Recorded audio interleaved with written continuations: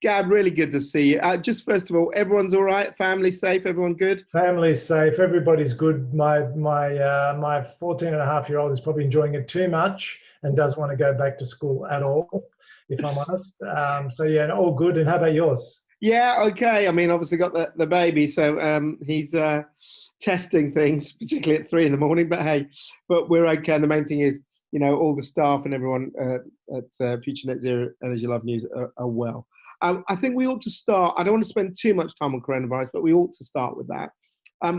How has British Gas, Centrica, let's just go through a few things. How have you coped as a business?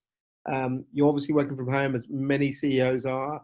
How have you coped with the demands for customers as well in these challenging times?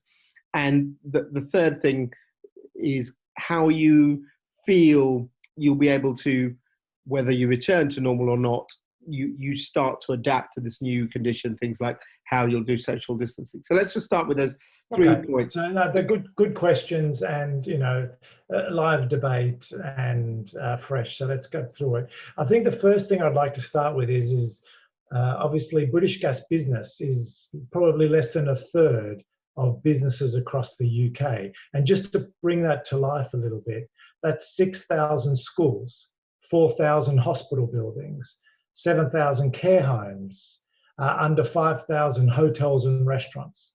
Now, I mentioned those sectors because those sectors have been pretty hard hit. Many customers are finding it hard. And so we wanted to be there to support them. However, at the same time, we had to get our people home to be able to support them. So we got the vast majority of the B2B workforce home within a week and working off their laptops, doing web chat, doing care calls off their laptops within a week, with the rest a couple of weeks later. This meant that our service actually kept pace with business demand, because there were a lot of businesses that were struggling and are struggling. We're asking questions like, well, I'm not using usage and you're about to pull my direct debit and I'm not happy with that. So we need to be there to work with them and support them through that. I'll give you some positives first before we get on to some of the difficult things, but we also help some of our business customers switch. So I'll give a couple of illustrations. Falkirk Whiskey Distillery, for example, switched to start making hand sanitizer. So because of that, their gas demand was going to go up a lot. So they wanted help around how we could help them increase that capacity from a metering and servicing perspective. So we couldn't get there, but we did a digital guided survey to where the customer held their gadgets and showed us around the place. And because of that, we could quote them and give them the support they needed.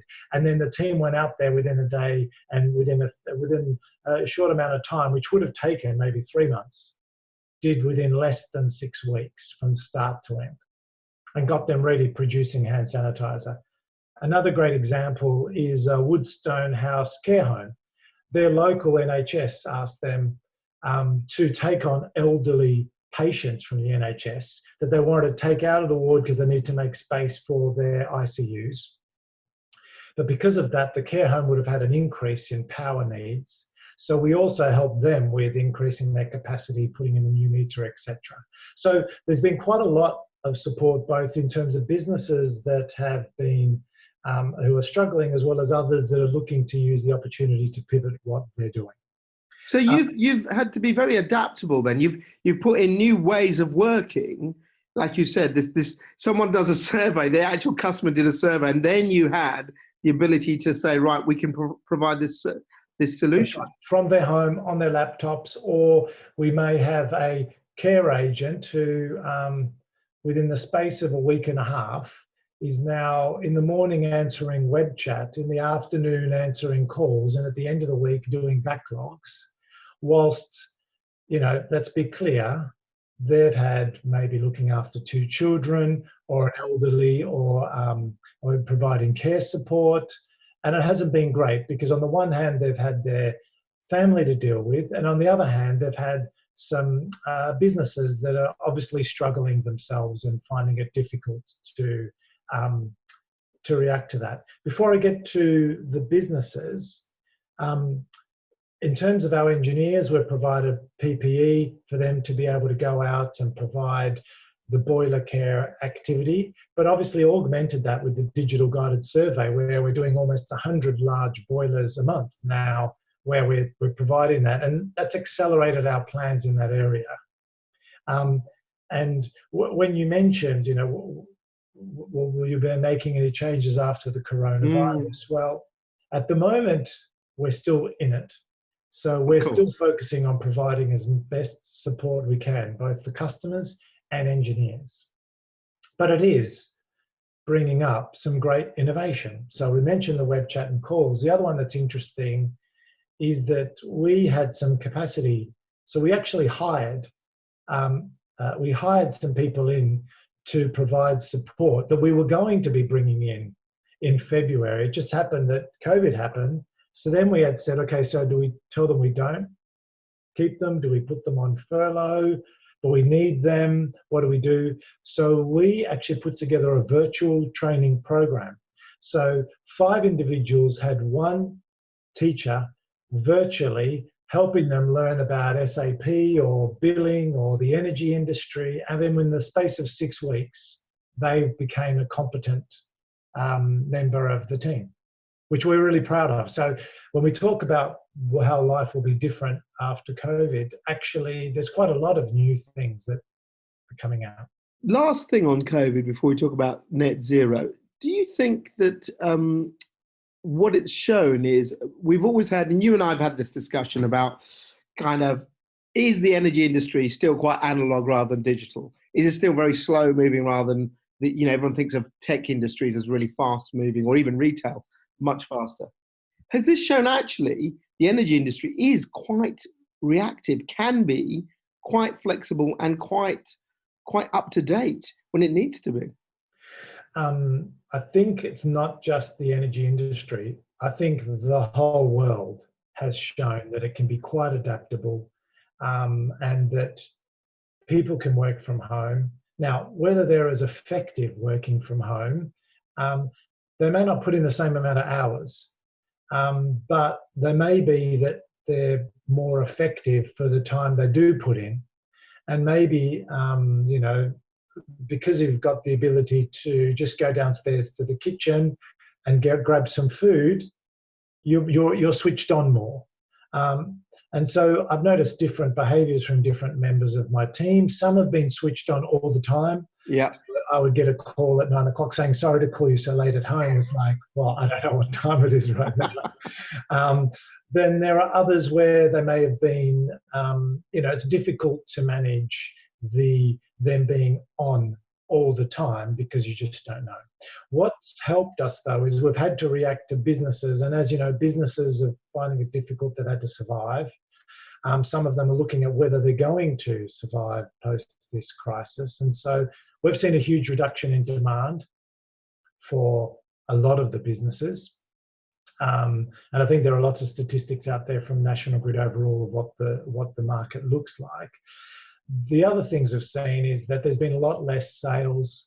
The broker community have also furloughed and reduced their activity. And so there's a lot less, I'll call it, churn or velocity in the market of switching.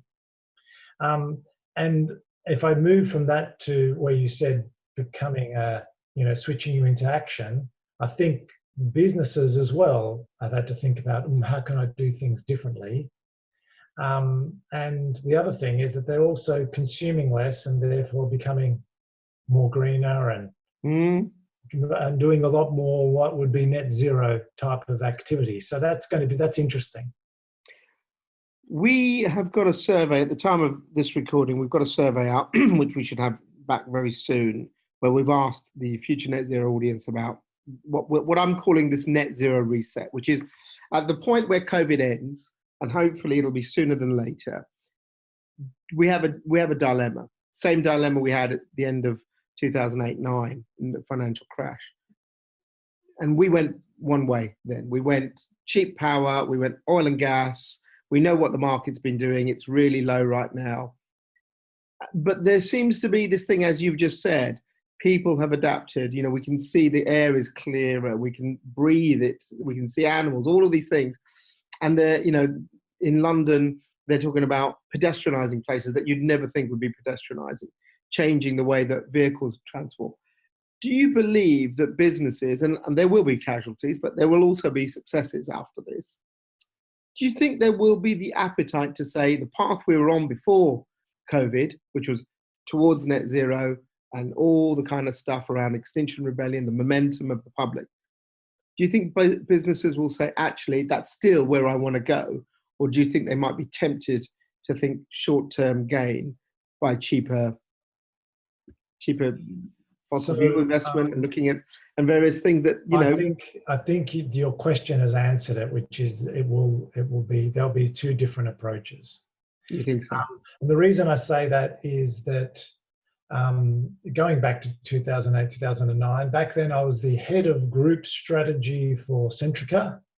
And I remember a report which showed at the time that as soon as we moved from economic growth to the global economic crisis at that time, the amount of Google searches and green searches dropped off completely. And it was inversely, and was correlated, to the economic activity. So as the economy grows, the ability for us to invest and look at green grows. And that's what's happened historically. And so therefore, if history dictates the future, that's what will happen. And if I use my businesses, small businesses will say, actually, what I care about is I need to be sustainable. I need to be viable. I need to try and get all my employees to have jobs. And then if I have money, then I'll look at what discretionary investment I take, but I may not invest as much as I used to. However, as I said, there are two parts to it. There will be the other half that say, actually, I've learned something new, and maybe I can do things in a different way.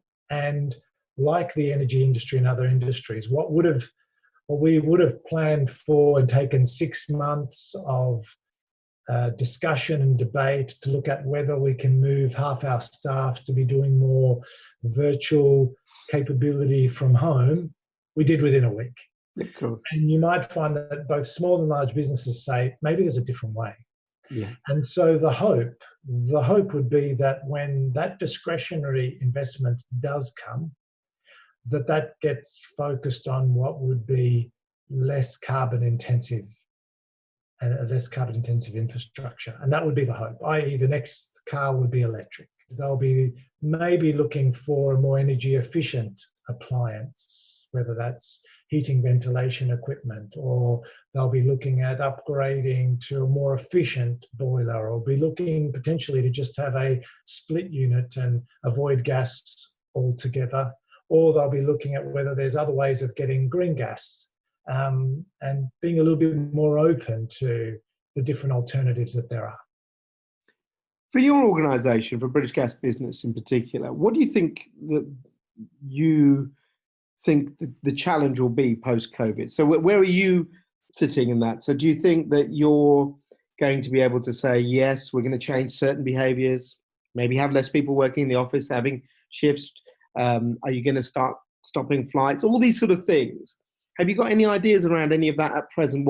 What your initial thoughts might be, where you want to take the direction of the company? There are no firm plans other than everything you've just said is being looked at.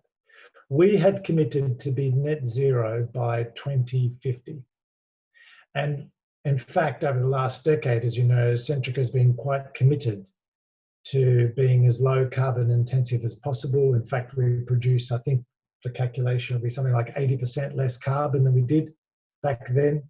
And that our internal footprint has got a carbon, 40% less carbon intensive in terms of property emissions. And we've looked at right-sizing our portfolio, bringing in electric vehicles, etc.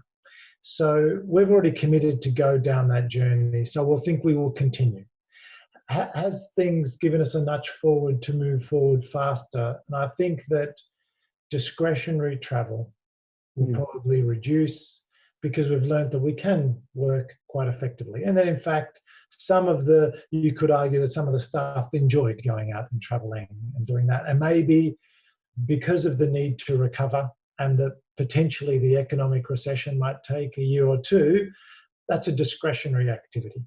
And so we'll be looking at discretionary activity like that. We probably will look at our fleet of engineers and move more and more towards electric. We've made some partnerships with Ford, VW, even Lotus lately, where we are providing the electric vehicle infrastructure charging. We've put in, I think, 75 charge points across our car parks to enable our staff to think about electric vehicles as well. So a lot of those things are moving in that direction. So I think from our perspective, nothing changes other than our appetite to maybe push a bit faster than we would have.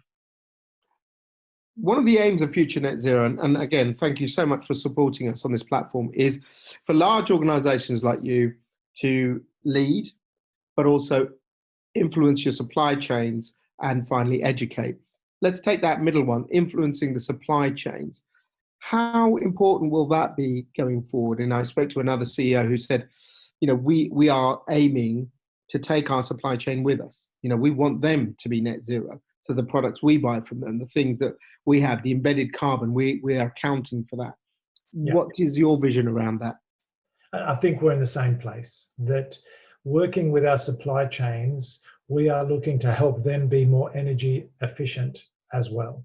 So we have a large telephony provider, a large bank, and other members of our supply chain. We're in active discussions to help them almost as customers, as well as being part of our supply chain.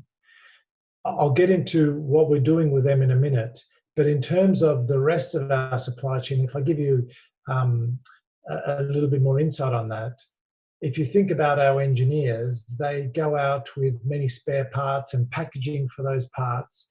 And actually, we are quite proud of the fact that we have a 99% recycling rate at our national distribution centre around all of that activity. And in fact, we have a 79% recycling rate in the UK for our UK offices. So actually, when we talk about supply chain, it's not just the big ones, it's also the small stuff that matters. So when we talk about business customers, as well as our supply chain, because for me, that's almost an overlap. Yes. There are two main ways in which we help them. The first one is looking at what technology we could help them with to think about their roadmap, their energy roadmap, to look at whether they can put in more energy efficiency equipment, change their usage, bring in more renewable technologies such as solar, or bring in electric vehicles, monitor their usage, reduce their overall demand. And then the second part is in terms of what's left of their demand, look at that in terms of providing them with green energy, whether that's through green certificates, or the fact that we as Centrica are one of, if not the largest provider of PPAs in the UK. And that's power purchase agreements with large solar, large wind farms, and we can bring that and sleeve that into our energy supply arrangements. Would you say that for customers, you would be able to say to them, look, we're doing these things and we can help you towards net zero? And I take everything you said about some customers, that won't be the thing for them right now. But overall, we know that this is where we have to go as a society, let alone as a planet. So what can you do to help your customers who want to go, or if they said, Gab, I'd like to be on this net zero pathway, what can you do to help me? Well, so the short answer is that we can provide an energy pathway. That's what we're calling it. And that energy pathway to net zero essentially works with them as stakeholders, understanding their challenges, their particular challenges, to create a path for how they can go from today to be net zero by whatever target they want to set. And if I give some examples, for a large automobile manufacturer in the UK, we're looking at the fact that We are an energy supplier to them and provide them with green renewable energy certificates to make them green. Obviously, it's a de facto way of doing it. Then we looking at their estate and understanding what energy efficiency work they've already done and what's available in terms of new technology, such as putting in a solar farm or putting in a wind or putting in a new building management system, upgrading their heating and ventilation equipment, putting in sensors, and I could rattle on all of the technologies, LEDs, etc., electric vehicles, if they're, which is part of their future as well. So we'll look at all of that and put together a package where we can help them understand how to build that capability, provide that expertise, and guarantee the outcome of that expertise. So, for example, we guarantee that St George's Hospital reduces their energy bill by £1 million a year. That's a guarantee, whether the equipment works or not. So we will go in there, provide that energy roadmap, and provide that guarantee that that equipment will reduce the energy. So essentially, that's how we do it. We basically define their future. Now, what they choose is not, there's no silver bullet which says these are the 7 This is the technology, yeah. And the reason for that is because some businesses, and I won't explain them who they are, but some will have cash constraints. Obviously more so because of COVID now, but if we ignore COVID, some will have cash constraints, but have the space, the land, and therefore could get into a joint venture with a bank to get a PPA, but someone else invests. Others maybe have the cash, but the technologies that can suit them is technologies that they potentially might not necessarily think is as green as others. So it may be that CHP will give them the best reduction in efficiency and reduce their costs, be the best cash outlay, but not as good as having solar farms, but they can't embed that on their plant. So there's going to be some trade-offs. And that's the complexity here, is having, as a sales pitch, I'll say it, having a partner that can help you through that energy pathway. Is it too simplistic to say, and maybe you're prejudiced in this way already, but is net zero all about energy? No. Is that what it really is? Because people say this is one of the problems with net zero. Yes. One of the key problems with net zero is education, because it depends what people mean by net zero as to what answer they get. The easy entry point is energy, because we talk about energy, we talk about climate change, and we've attached climate change to CO2 and the output of energy. And cars that have emissions and other activity that essentially has an impact on climate change. However, that's not all of net zero, because there's also what you need to look at is, and if you take the average home, you could have a green energy deal with your supplier who is potentially buying their energy from a wind farm or etc. But what about your waste? Is your waste net zero? Are you 100% recycling all your plastic? I know my plastic goes to the Edmonton Recycling Centre. I'm putting in a plug for BIFA, which I'm a board member of. And that is recycled. The food, some municipalities don't recycle food, some do. And then you've got the rest of your refuse. That's not really net zero. Then are you driving a diesel car? I'm ashamed I'm driving a diesel car. Me too. I can't have off-street parking and buy an electric vehicle, but I would. I just can't do that. But again, you need to look at that. Are your children taking the bus to school? Is the bus electric? And so when you look at net zero, you actually need to look at the whole ecosystem. And that's not defined equally with everybody. People have defined it in a different way. So education is important. And then the economic circumstance, as I said, is important as to whether people can afford to do it. And especially now with COVID, that's going to be the pinch point now. What's your final thought on this? Because I'm quite optimistic that we will see us after COVID saying that this is where we want to be, you know. And I know there are economic realities and we've lived through quite a few recessions, but I kind of think that, you know, you look at the planet right now and you kind of think what was the old way, what we called normal, wasn't really nice, wasn't that normal. It was quite, you know, terrifying for plants and animals and all the things that we've seen. Yeah. Are you hopeful for the future? Yeah, I am. I'm always glass half full. I'm always very super positive.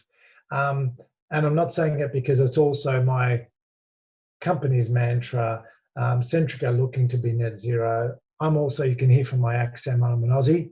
When I look at the bushfires in Australia and I look at the coral bleaching and I look at the impact we had, I wonder that if COVID didn't happen, we'd still be talking about the bushfires or not. But the good news from COVID, if there's any good news, and I don't want to paint it in that way, is that we've reduced our demand a lot. And we've realised what we can do without, haven't we? We've seen what we can do without. Now, that's not great for the economy. And so the economy needs to spring back. But we need to understand, you know, when we start building the economy back again and we make that discretionary investment, the innovation that's come from COVID, looking at different business models, has meant that we can look at what ways we can be more environmentally friendly. So for example, I mentioned it again, the digital guided survey. Because of that digital guided survey, the engineer didn't have to drive out and do 1 or 2 audit visits. The customer is happy because they know for sure that all the data's there, they've seen it. The activity was done at home virtually. And it's just a new way of doing things. That's what I'm hoping, that there's more and more replication of that as an opportunity. So I'm very hopeful that will, that we definitely, if we ever get back to the same economic output as a world, we will definitely be more environmentally friendly, I believe.